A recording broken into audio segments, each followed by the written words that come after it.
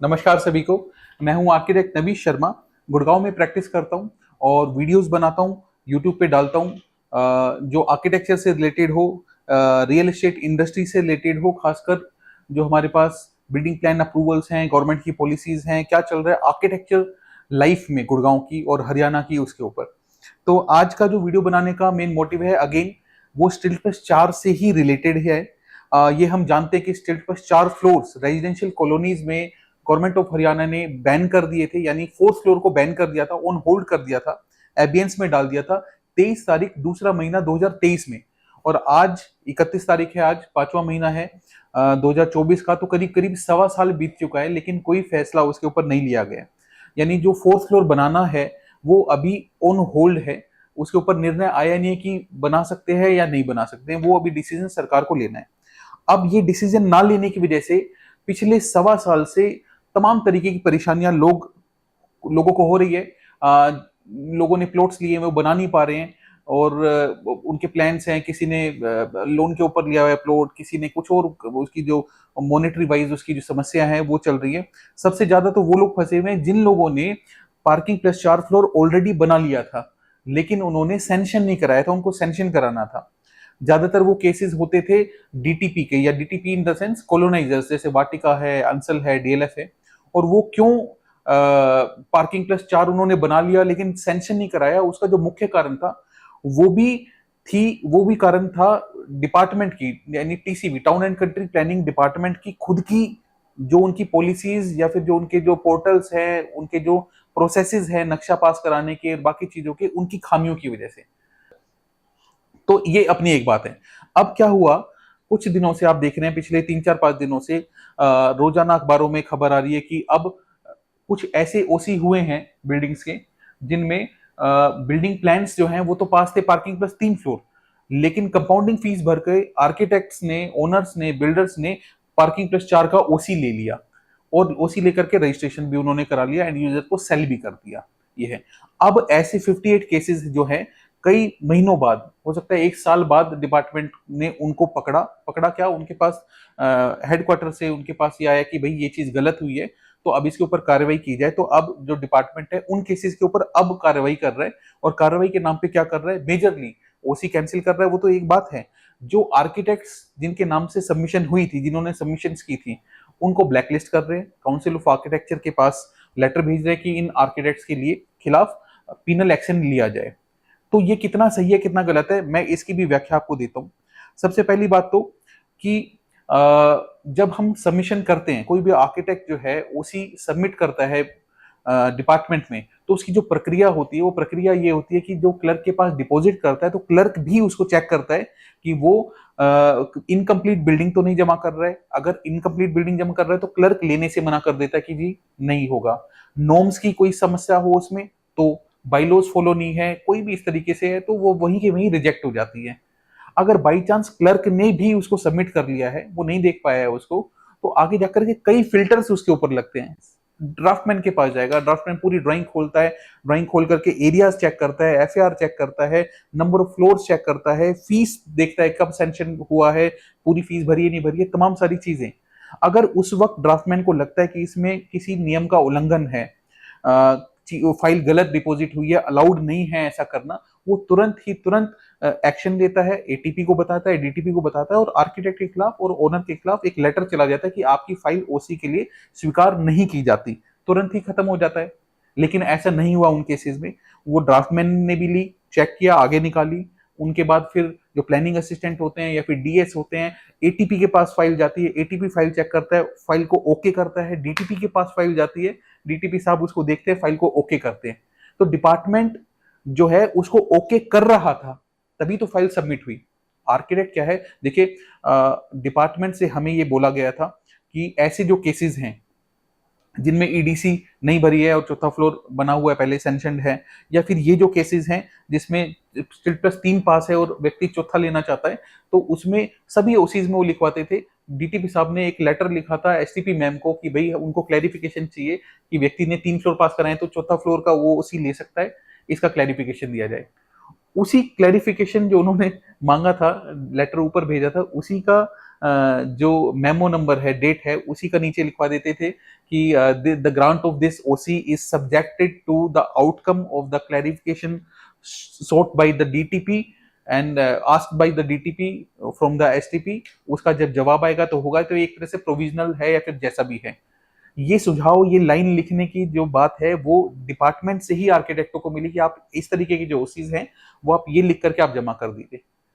Architect को जब आप लोग कह रहे हैं कि आप ऐसा लिख करके जमा कर दीजिए, वो जमा कर रहा है तो आप उसको क्लियर भी कर रहे हैं, ये है। तब आप लास्ट में जाकर के अब कहीं ऊपर से आपके ऊपर प्रेशर आता है तो आप ये कहते हैं नहीं ये तो गलत किया आर्किटेक्ट्स ने और इनको ब्लैकलिस्ट करेंगे। ये कौन सी बात हुई? ये सिर्फ एक आर्किटेक्ट को स्केपगोट्स बनाने का, जैसे बलि का बकरा बनाने जैसी एक बात हुई, जबकि आर्किटेक्ट्स का कोई इसके अंदर रोल नहीं है। आप डिपार्टमेंट के पास जाके आर्किटेक्ट पूछ सकता है कि जी ऐसा केस है, मैं फाइल जमा कर सकता हूँ। आर्किटेक्ट डिपार्टमेंट कहता है नहीं, ये नियम के अनुसार नहीं, आप नहीं जमा कर सकते, तो फाइल जमा होगी नहीं, ओसी होगा ही नहीं। जब डिपार्टमेंट उसको जमा कर लेगा, चेक कर लेगा, ओके कर देगा, उसके बाद ही फाइल जमा होती है। एक फाइल जमा हुई, ओके हुई, तो लोगों का और मनोबल बढ़ा, लोगों ने, आर्किटेक्ट्स ने और फाइल्स जमा कराई। उनको लगा हाँ ये नियम है सरकार का, डिपार्टमेंट का नियम है, प्रोसेस है, इस तरीके से हम ले सकते हैं, तो उन्होंने किया। उनकी ऐसी कोई गलती नहीं आप कह सकते हैं उसमें।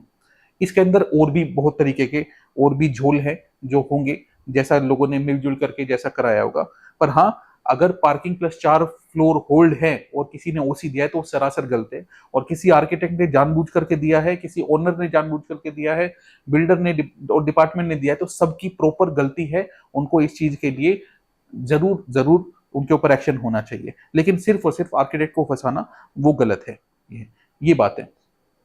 अब क्या है इसके अंदर जो रोल ऑफ गवर्नमेंट क्या है? असली जो खिचड़ी बनाई हुई है वो सरकार की खुद की द्वारा बनाई गई है।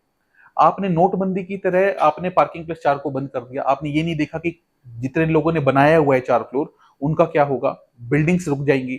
आदमी चाहेगा कि किसी तरीके से उस समस्या से बाहर निकले, हाथ पैर मारेगा, वो फाइल कोशिश करेगा डिपार्टमेंट में फाइल लगाने की, उसकी 4 फ्लोर की स्वीकृति मिल जाए, इस तरीके से। तो डिसीजन नहीं आ रहा है, तो इस वजह से जनता परेशान है और ऐसा कर रही है। अब आप देखिए मजे की बात, ये डिसीजन आया, अखबारों में फैल गई बात कि चौथे फ्लोर को तोड़ा जाएगा। सरकार ने, डिपार्टमेंट की तरफ से ये स्टेटमेंट आ रही है। देखिए आप यहाँ पे देखेंगे तो शहरों में चौथी मंजिल बनाने वाले बिल्डरों और भवन मालिकों को ढहाने होंगे अवैध निर्माण। ये डिपार्टमेंट की तरफ से आ रहा है, एक अखबार में नहीं 10 अखबार में आ रहा है। लोग डर गए हैं। जिन लोगों ने चौथे फ्लोर का लीगल तरीके से बना करके नक्शा पास करा करके ओसी दिया हुआ है, वो भी हमें फोन कर करके पूछ रहे थे हमारी बिल्डिंग भी टूटेगी, तो स्पष्टीकरण है ही नहीं। अखबार भी सीधा लिख रहे हैं कि भी अब 23 तारीख के बाद जिन लोगों के ओसी हुए हैं 4 फ्लोर के, उनका चौथा फ्लोर तोड़ने का वो आ गया, डिसीजन आ गया। सब लोग पैनिक के अंदर है कि चौथा फ्लोर टूटेगा। बिना बात के इस तरीके के पैनिक बनाया है। सरकारी ऑफिसर्स हैं जो लिख रहे हैं कुछ भी, पूरा बढ़िया तरीके से फैल रही है। अब इसी के ऊपर आप देखिए, ये आता है डिपार्टमेंट की तरफ से, सभी अखबार में फैल गया, लोग इसको देख रहे हैं और डर रहे हैं क्या हो रहा है। उसके बाद एक स्टेटमेंट और हमें मिली ट्विटर के ऊपर, जवाहर यादव जी हैं, जवाहर यादव जी का स्टेटमेंट आता है कि सेक्टर में बने चौथे फ्लोर तोड़े जाएंगे। ये खबर गलत है, कोई भी तोड़फोड़ नहीं होगी। आचार संहिता की समाप्ति के बाद प्रदेश के माननीय मुख्यमंत्री नायाब सैनी जी जो हैं वो जल्दी से इस पर निर्णय लेंगे। जल्दी से मतलब देखिए 1.25 साल से चल रहा है, अब जाके निर्णय लेंगे। तो ये चाह रहे हैं, ये बता रहे हैं कि नहीं नहीं ऐसा कुछ नहीं है, नहीं तोड़े जाएंगे। डिपार्टमेंट कह रहा है कि तोड़े जाएंगे। तो सरकार की और डिपार्टमेंट्स की आपस में सलाह नहीं होती क्या लिख रहे हैं, क्या भेज रहे हैं।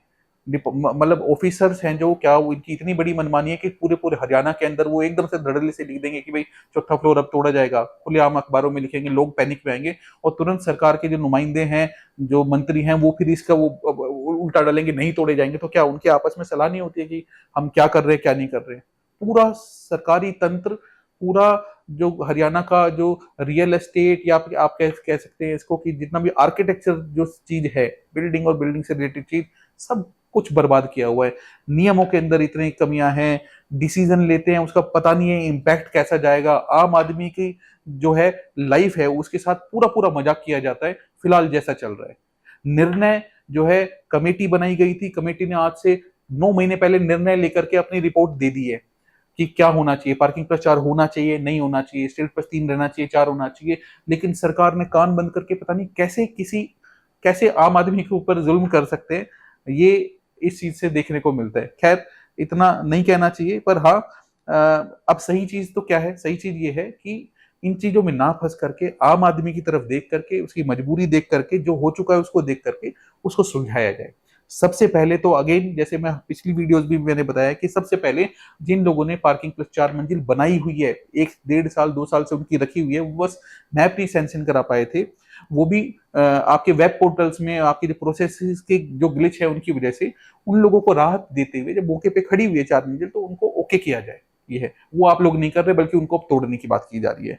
सबसे पहले इसको करना चाहिए, उसके बाद फटाफट से आपको स्टेट प्लस 3 या 4 का जो भी डिसीजन है लेकर के उसको लोगों को बताना चाहिए, ताकि लोग अपनी जो जो उनकी स्ट्रेटेजीज हैं, जो उनको करना है, वो उसी अनुसार वो प्लान कर सके और ये बात खत्म हो। रोजमर्रा में इस तरीके से अखबारों में निकाल करके कभी खुशी दे देते हैं कि ये अभी होने वाला है, बस अभी होने वाला है, आचार संहिता से पहले अब आया डिसीजन, सीधा सीधा अखबार में लिख करके आ गया था कि अब कल खुल जाएंगे स्टेट प्लस 4 फ्लोर, या फिर जो भी निर्णय आ जाएगा, फिर उस पर नहीं आया।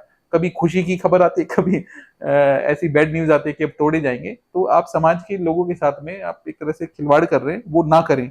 सरकार को जो है आगे से बढ़ करके ये कदम उठाना चाहिए कि समाज में फैली हुई इस तरीके की चीज को फटाफट से, रूमर्स को, जो असंतोष फैला हुआ है उसको ठीक किया जाए, ताकि लोग अपना शांति से जी सके, शांति से काम कर सके।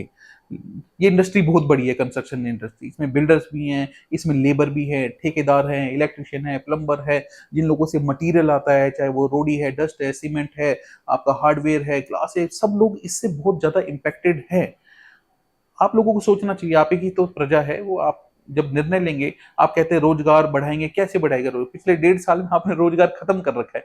जो भी इस इंडस्ट्री में लोग काम करते हैं उनका सारा रोजगार आपने ठप किया हुआ है। बिजनेसमैन है जो जब घर पे बैठा हुआ है, वो अपनी जमीन बेच करके अपना काम चला रहा है, अपनी जो सेविंग्स है उनको यूज करके अपना काम चला रहा है 1.25 साल से। मुझे नहीं लगता आप लोगों को इस चीज का कोई फर्क भी पड़ता है। लेकिन अब समय आ गया, आचार संहिता भी अभी 4 तारीख को खत्म हो जाएगी, तुरंत एक अच्छा डिसीजन लेकर के समाज में खुशहाली लानी बहुत ज्यादा अनिवार्य है। ये आपको करना चाहिए।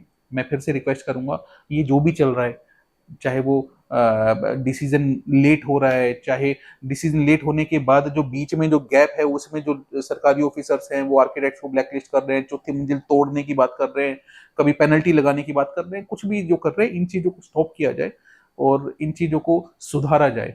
मैं आपसे जो सरकार है आज की, प्रस्तुत सरकार है, उससे हाथ जोड़ के विनती करूंगा कि आप इन चीजों को ठीक करें, ताकि सब लोग अपना जीवन सुखमय और अच्छा तरीके से बिता पाए। धन्यवाद। Thank you.